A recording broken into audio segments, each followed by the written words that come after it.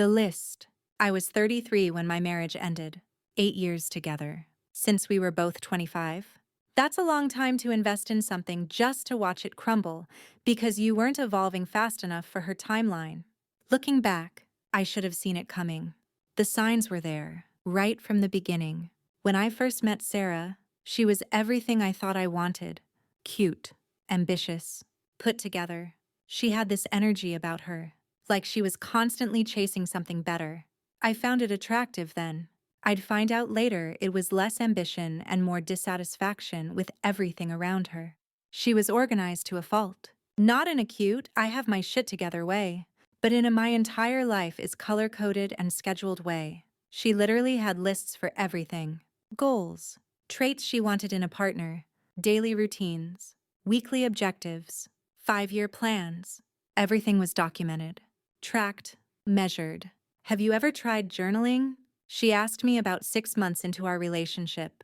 It really helps with self-awareness and growth. I told her I hadn't, but I'd give it a shot. So I started journaling, mostly just bullshit entries to make her happy. Today was good. Work was busy. Looking forward to the weekend. That kind of crap. She'd read them sometimes and give me feedback. You should dig deeper. Be more honest with yourself. Jesus Christ. I was just trying to get through the day without wanting to jump off my office building. The first couple years were good. Great. Even, we were building a life together. I was working my ass off at a decent job, coming home to her every night. We had a nice apartment, took vacations, made plans. I thought we were happy. Then came the feedback. At first, it was subtle. You should dress better, she'd say, eyeing my jeans and t-shirt. You're not in college anymore. Fair enough. I started wearing nicer clothes. You should be more assertive, she told me after I let some guy cut in front of me at the grocery store. People will walk all over you if you let them. Okay, I could see her point. Why don't you plan things more? She asked when I suggested we just wing it for our anniversary. Spontaneity is nice, but showing you put thought into things matters. All right, I started planning dates and trips. I wasn't perfect, but I thought I was a good husband. I worked hard. I came home. I was loyal. We weren't rolling in money, but we were comfortable. We weren't jet-setting around the world, but we were stable, or so I thought. The comparisons started creeping in. Her coworker's husband had just started CrossFit and was in the best shape of his life. Her friend's husband had gotten a promotion and was making 6 figures now. Our neighbor had taken his wife to Italy for their anniversary. Wouldn't that be amazing? She'd ask, looking at me expectantly. I started hearing, why don't you ever? A lot. Why don't you ever plan romantic getaways? Why don't you ever surprise me with flowers? Why don't you ever take initiative around the house? Why don't you ever want to talk about your feelings? I was working 50-hour weeks. I was tired. But I tried. I really did. The breaking point came on a Tuesday night. I came home from work to find her sitting on the couch, arms crossed, waiting for me. I knew immediately this wasn't going to be a "how was your day" conversation. We need to talk, she said, patting the cushion next to her. I sat down, already feeling my stomach twist. What's up? I'm unhappy, she said. No preamble. I need more from this relationship. From you. I stared at her, processing. Unhappy. With what? With me. With us, she clarified. With where we are. You're coasting, Mark. You've been coasting for years. Coasting. That word hit me like a punch to the gut. I was working my ass off at a job I didn't love to pay our bills. I was coming home and cooking dinner and doing laundry and trying to be a good husband. And I was coasting. What do you mean I'm coasting? I asked, my voice tight. I mean, you're not growing. You're not evolving. You're just existing, going through the motions. I need a partner who's growing with me, not just along for the ride. I didn't know what to say. I felt like I'd been kicked in the chest. All this time, I thought we were building something, and she thought I was just coasting. I want you to think about what you want, she continued. Really think about it. Because I can't keep doing this. I need more. That night launched me into crisis mode. I was terrified of losing her, of losing our life together. So I did what any rational man would do in that situation. I completely overhauled my entire existence. I signed up for a gym membership the next day, started going 6 days a week, hired a personal trainer because I had no idea what I was doing. I was sore all the time, exhausted, but I kept going. I bought a cookbook and started teaching myself how to cook. Not just basic shit, but real meals. I spent my weekends meal prepping, trying out new recipes. Our kitchen looked like a bomb had gone half the time, but I was making progress. I bought The 7 Habits of Highly Effective People and read it like I was studying for finals. Highlighted passages, took notes, tried to implement the principles. I bought more self-help books, books on communication, on emotional intelligence, on being a better partner. I was drowning in advice and trying to apply it all. I started surprising her with flowers, planned weekend getaways, initiated deep conversations about our feelings and our future. I even started therapy, talking to some guy once a week about my communication patterns and emotional availability. I was doing all the things she'd been asking for, and more. And the crazy part, I kept it up. This wasn't a temporary fix to get her off my back. I was actually changing, becoming a different version of myself. And it seemed to be working. She was smiling again, laughing at my jokes, touching my arm when we talked. We were having sex again. I thought we were fixing things. I thought we were going to be okay. 3 months into my transformation, she sat me down again.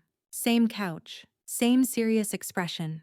My stomach dropped. I've been doing a lot of thinking, she began, and I knew immediately where this was going. Yeah, me too, I said, trying to sound upbeat. I feel like we're in a really good place right now. I'm working on myself. We're communicating better.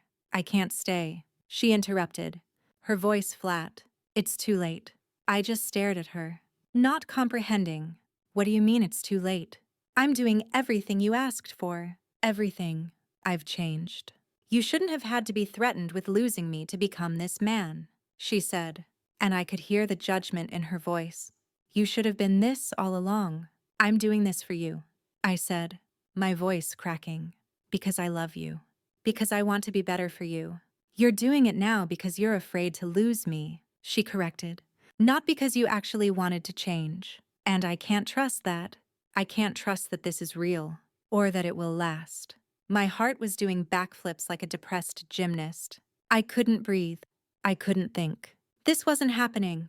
This couldn't be happening. I've already talked to a lawyer, she continued. And that's when I knew it was real.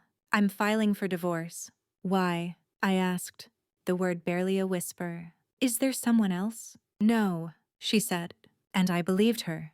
No affair, no scandal. I need to find myself. And I can't do that with you. You're not enough. Not enough. After everything I'd done, everything I'd changed, I was still not enough. She moved out a week later, took her clothes, her books, her lists, left me with an apartment that felt too big and a life that felt too empty. I was devastated, completely fucking destroyed. The first month was hell. I barely ate, barely slept. I'd go to work and stare at my computer screen, getting nothing done. I'd go home and sit in the silence, wondering where it all went wrong. But something kept me going to the gym, kept me cooking real meals instead of just ordering pizza, kept me reading, kept me trying to better myself. At first, I think I was still doing it for her, hoping she'd hear about my progress and change her mind. But after a while, I realized I was doing it for me, because I liked the person I was becoming, because I felt better, stronger, more in control. I threw myself into my work, started a side business I'd been thinking about for years, built a website, marketed my services, slowly built up a client base. It was exhausting, but it gave me purpose, something to focus on besides the gaping hole in my life. I started hanging out with my friends again, real friends, the kind who don't bullshit you. They listened to me vent about Sarah, about the divorce, about how fucking lost I felt. They bought me beers and told me I was better off without her. I didn't believe them at first, but it helped to hear 6 months after the divorce was finalized. I met someone. Her name was Emma. We met at a coffee shop near my office. She was sitting at the table next to mine, working on her laptop, looking frustrated as hell. Everything okay? I asked. Probably sounding like an idiot. She looked up, surprised, then smiled. Yeah, just technology being a pain in my ass. My laptop keeps crashing and I have a deadline in 3 hours. I offered to let her use my laptop, since I was just killing time before a meeting. She accepted, and we got to talking. She was smart, funny, down to earth. No lists, no expectations, no judgment. Just her. We started dating, and it was completely different from my relationship with Sarah. Emma didn't have a 5-year plan or a list of requirements for a partner. She didn't compare me to her friends' husbands or expect me to be someone I wasn't. She just liked me for who I was. I kept waiting for the other shoe to drop, for the criticism to start, for the comparisons to begin, for her to start asking me to change. But it never happened. Instead, she encouraged me, supported my business, laughed at my stupid jokes, made me feel like I was enough, just as I was. I honestly pinched myself every morning. I couldn't believe this woman was with me. She was more attractive than Sarah, smarter than Sarah, more genuine than Sarah, and she never once made me feel like I was in a job interview, constantly being evaluated. Fast forward a year.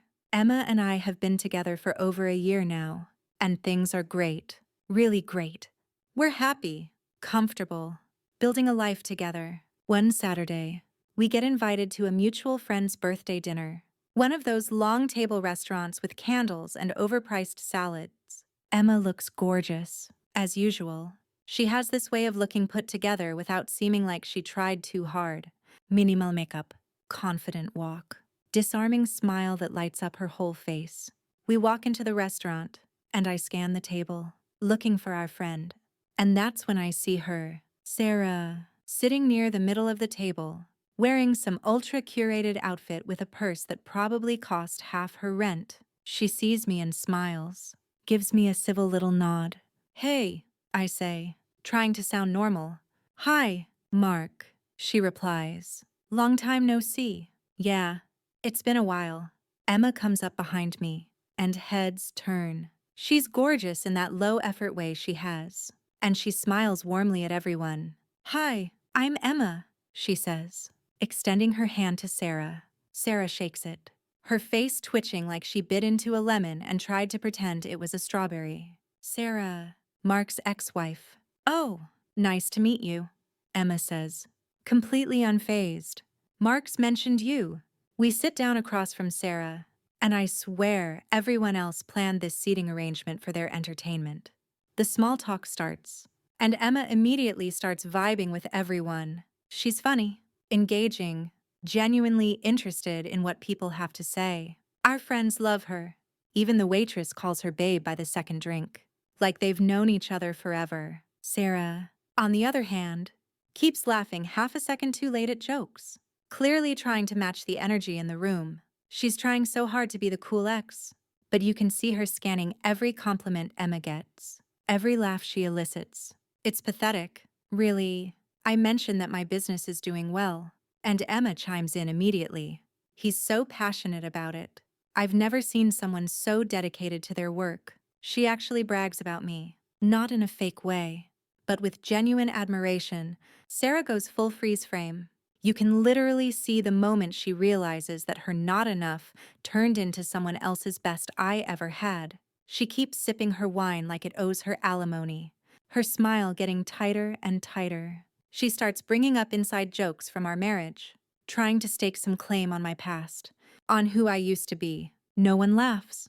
Emma just smiles politely and steers the conversation back to something fun, something current. Sarah goes quiet after that, just sits there, nursing her wine, watching Emma and me interact, watching how easy it is between us, how natural, watching how happy I am. That night, I get a text from Sarah. It was nice seeing you today. I'm happy for you. I stand by my decision. I stare at my phone, shaking my head. Yeah, I bet you do. No idea why she added that last part. Well, I do, but no idea why she thought it was a good idea. Next to me, Emma is humming along to the music on the radio, her bare feet propped up on the dashboard of my car. Yeah, I have a thing for feet, and hers are perfect. And all I can think is, damn, You really threw this away because I didn't glow up fast enough for your deadline. Thanks, though. You pushed me into becoming a man I'm proud of. I'm just sorry you're not the one standing beside me anymore.